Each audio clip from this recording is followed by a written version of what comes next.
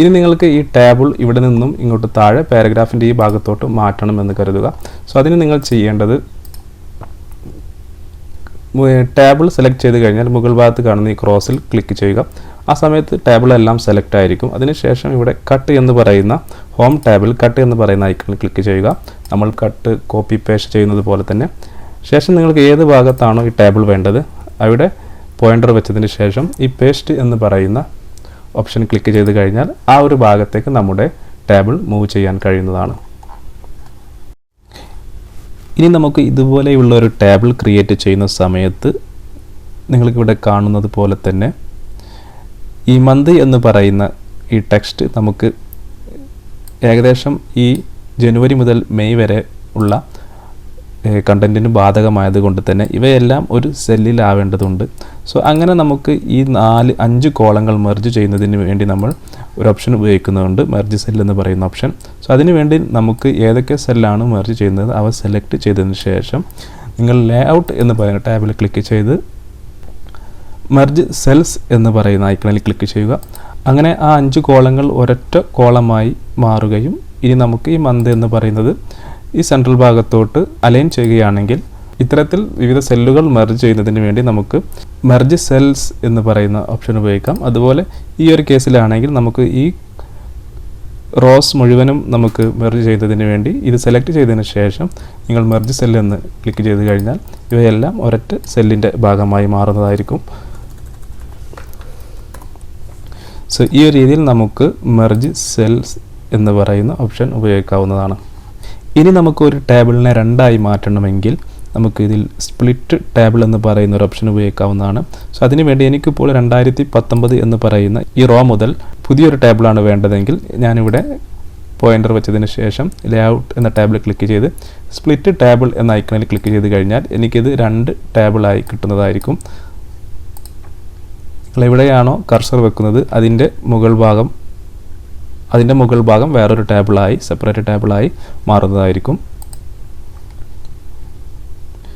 ഇപ്പോൾ നമ്മുടെ ഈ ടേബിളിലുള്ളത് ഒരു കോളമാണ്, ഒരു കോളമും 4 റോയുമാണുള്ളത്. സോ ഞാനിവിടെ ഫോർ എക്സാമ്പിൾ ഞാനിവിടെ മന്ത് എന്ന് എഴുതിയതിന് ശേഷം ഞാൻ സെൻറ്ററിലോട്ട് അലൈൻ ചെയ്തു, ഒന്ന് ബോൾഡ് ചെയ്തു. സോ എനിക്കിനി താഴത്തെ ഈ സെല്ലിൽ എനിക്ക് ഏകദേശം ഒരു 12 മാസത്തിൻ്റെ പേര് എഴുതണമെങ്കിൽ ഒരു 12 കോളം ആവശ്യമാണ്. സോ ഈ ഒരു അവസരത്തിൽ എനിക്ക് ഉപയോഗിക്കാൻ കഴിയുന്ന ഒരു ഓപ്ഷനാണ് സ്പ്ലിറ്റ് സെൽസ് എന്ന് പറയുന്നത്.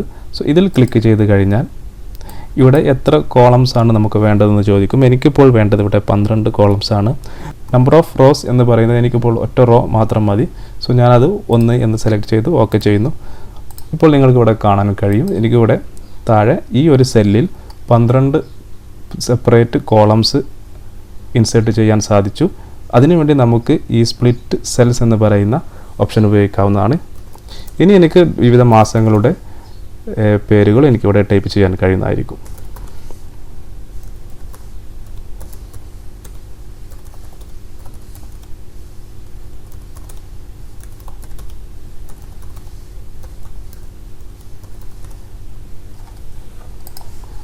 ഇനി നമുക്ക് മൈക്രോസോഫ്റ്റ് വേർഡിൽ ടേബിളിൽ നമുക്ക് എങ്ങനെ ഫോർമുല ഉപയോഗിച്ച് കാൽക്കുലേഷൻ ചെയ്യാമെന്നാണ് നോക്കുന്നത്.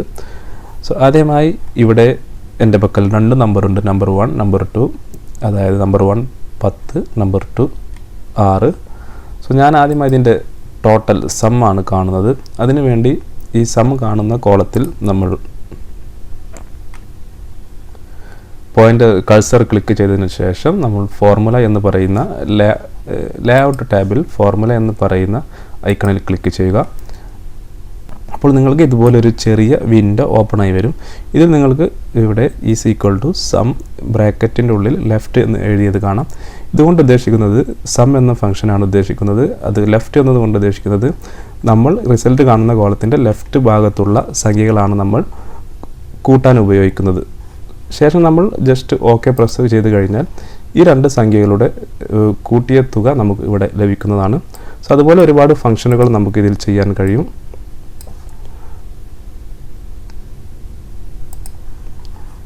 അടുത്തതായി നമ്മൾ ഇതിൻ്റെ ഈ 2 സംഖ്യകളെ ഗുണിക്കുന്നത് എങ്ങനെയാണെന്ന് നോക്കാം. അതിനുവേണ്ടി നിങ്ങളിവിടെ സം എന്ന് എഴുതിയ ഭാഗത്ത് പ്രൊഡക്റ്റ് എന്ന് എഴുതി കൊടുക്കുക. ബാക്കിയെല്ലാം അതുപോലെ തന്നെ is equal to product left എന്ന് ശേഷം ഓക്കെ പ്രസ് ചെയ്ത് കഴിഞ്ഞാൽ ഈ രണ്ട് സംഖ്യകളുടെ മൾട്ടിപ്ലൈ ചെയ്തിട്ടുള്ള റിസൾട്ട് നമുക്കിവിടെ ലഭിക്കുന്നതായിരിക്കും. അതുപോലെ ഒരുപാട് ഫങ്ഷൻസ് ഇതിലുണ്ട്. അത് നിങ്ങൾക്ക് ഓരോന്നും ഇവിടുന്ന് ചെയ്ത് നോക്കാവുന്നതാണ്.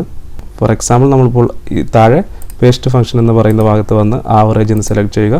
ശേഷം ഈ സം ലെഫ്റ്റ് എന്ന് പറയുന്ന ഫംഗ്ഷൻ ഡിലീറ്റ് ചെയ്യുക.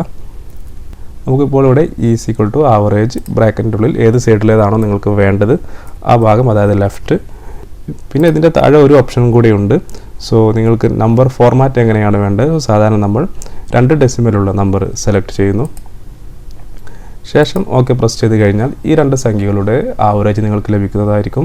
അതുപോലെ തന്നെ നമ്മളിവിടെ ആ ഒരു ഫോർമാറ്റ് സെലക്ട് ചെയ്തുകൊണ്ട് തന്നെ 2 ഡെസിമലായിട്ട് നിങ്ങൾക്ക് ഇവിടെ ലഭിക്കുന്നതായിരിക്കും.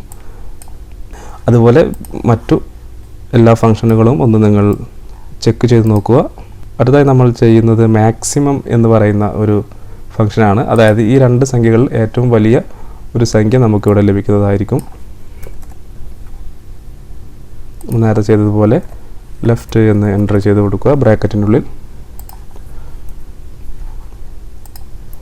സോ ഈ രണ്ട് സംഖ്യകളിൽ 10 വലിയത്, അതുകൊണ്ട് തന്നെ നമുക്കിവിടെ റിസൾട്ടിൽ 10 ലഭിക്കുന്നതായിരിക്കും. സോ ഇവിടെയെല്ലാം നമ്മൾ ലെഫ്റ്റ് നേരത്തെ പറഞ്ഞ പോലെ ലെഫ്റ്റ് എന്ന് ബ്രാക്കറ്റിൽ യൂസ് ചെയ്യാൻ കാരണം നമ്മളുടെ സംഖ്യകൾ ലെഫ്റ്റ് സൈഡിലായതുകൊണ്ടാണ്. ഇനി നമുക്ക് നമ്പർ 1 ഇങ്ങോട്ട് മാറ്റി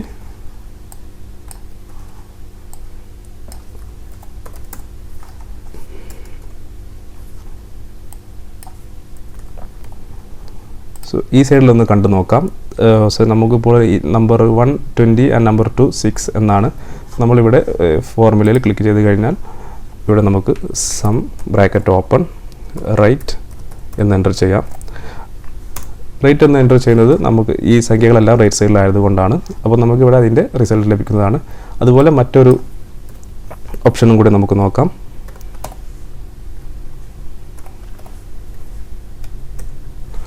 അതായത് ഈ രണ്ട് സംഖ്യകളുടെ ടോട്ടൽ നമുക്ക് താഴെ കാണുന്നതിന് വേണ്ടിയിട്ട് അതും ഏകദേശം അതുപോലെയാണ്. ബ്രാക്കറ്റിൻ്റെ ഉള്ളിൽ നമ്മൾ എബോ എന്ന് മാത്രം ടൈപ്പ് ചെയ്ത് കൊടുത്താൽ മതി. സോ എബോ എന്ന് ടൈപ്പ് ചെയ്യുമ്പോൾ നമുക്കവിടെ 30 എന്ന ഈ രണ്ട് സംഖ്യകളുടെ തുക അവിടെ ലഭിക്കുന്നതായിരിക്കും. അതുപോലെ ഇതിലെ മറ്റൊരു ഓപ്ഷൻ ആണ് നമ്മൾ താഴെയുള്ള സംഖ്യകളുടെ റിസൾട്ട് മുകളിൽ കിട്ടുന്നതിന്. സോ നമ്മൾ ഈ രണ്ട് സംഖ്യകളുടെ തുക നമുക്ക് മുകളിൽ കിട്ടുന്നതിന് ഇവിടെ ക്ലിക്ക് ചെയ്ത ശേഷം നമ്മൾ ഫോർമുലയിൽ പോയതിന് ശേഷം സം ഫംഗ്ഷൻ ഓപ്പൺ ചെയ്ത്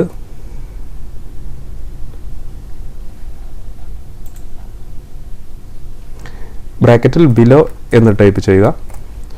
ബിലോ എന്ന് ടൈപ്പ് ചെയ്താൽ അത് താഴെയുള്ള ആ ഒരു സെല്ലിന് താഴെയുള്ള സംഖ്യകളായിരിക്കും കൺസിഡർ ചെയ്യുക. സോ നിങ്ങൾക്കിവിടെ കാണാൻ കഴിയും അത് ഈ രണ്ട് സംഖ്യകളുടെ തുകയായ 70 മുകളിലുള്ള സെല്ലിൽ നമുക്ക് ലഭ്യമായിരിക്കും.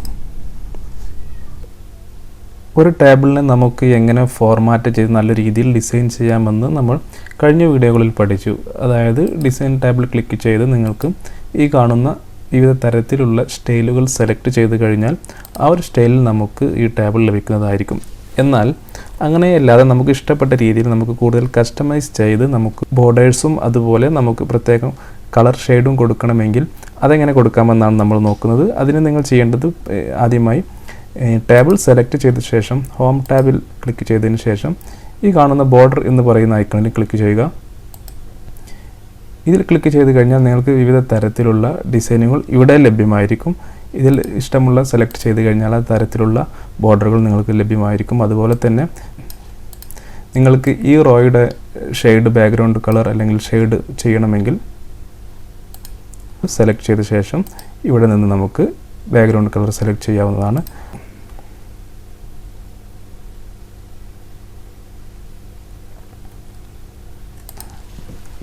അതുപോലെ നമുക്ക് ടേബിൾ സെലക്ട് ചെയ്ത ശേഷം ഈ ബോർഡർ ഐക്കണിൽ ക്ലിക്ക് ചെയ്ത് താഴെ ബോർഡർ ആൻഡ് ഷെയ്ഡിംഗ് എന്ന് പറയുന്നതിൽ ക്ലിക്ക് ചെയ്ത് കഴിഞ്ഞാൽ നിങ്ങൾക്ക് ഒരുപാട് ഓപ്ഷനുകൾ ഇവിടെ ലഭ്യമായിരിക്കും. അത് വിവിധ തരത്തിലുള്ള ഡോട്ടഡ് ലൈൻസും അതുപോലെ ഈ കാണുന്ന രീതിയിലുള്ള വിവിധ തരത്തിലുള്ള ബോർഡറുകൾ നിങ്ങൾക്ക് ലഭ്യമായിരിക്കും. അതുപോലെ ഷെയ്ഡിംഗ് എന്ന ടാബിൽ ക്ലിക്ക് ചെയ്ത് കഴിഞ്ഞാൽ നിങ്ങൾക്ക് ഇഷ്ടമുള്ള കളറും ഇവിടെ നിന്ന് സെലക്ട് ചെയ്യാം. സോ ഈ ഒരു രീതിയിൽ നമുക്ക് പ്രത്യേകമായി ഒരു ടേബിളിൽ നമുക്ക് ഇഷ്ടപ്പെട്ട രീതിയിലും ഡിസൈൻ ചെയ്യാവുന്നതാണ്.